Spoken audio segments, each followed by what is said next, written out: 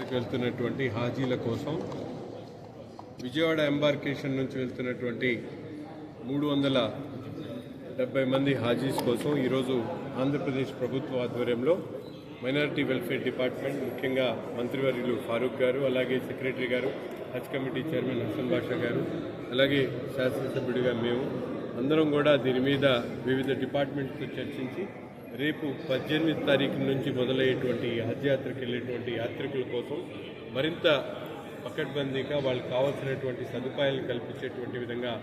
విజయవాడలో ఉన్నటువంటి కళ్యాణ మండపంలో బస చేసేటువంటి ఏర్పాటుతో పాటు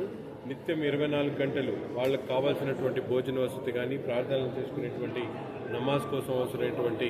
కార్యక్రమం కానీ, అలాగే అన్ని ఏర్పాట్లను కూడా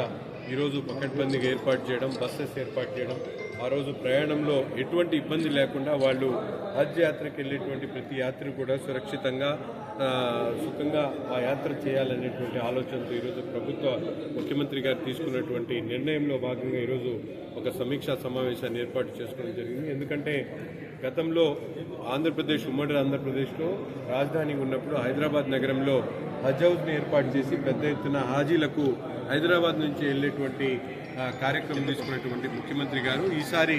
విజయవాడ ఎంబార్కేషన్ నుంచి పెద్ద ఎత్తున హజ్కి వెళ్ళేటువంటి యాత్రని మరింత ప్రోత్సహించేటువంటి విధంగా రాబోయేటువంటి రోజుల్లో అమరావతి ప్రాంతంలో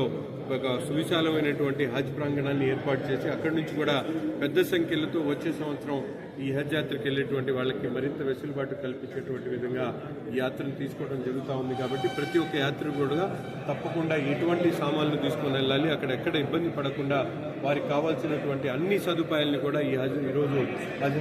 హజ్ కమిటీ ద్వారా ఏర్పాటు చేయడం జరుగుతుంది.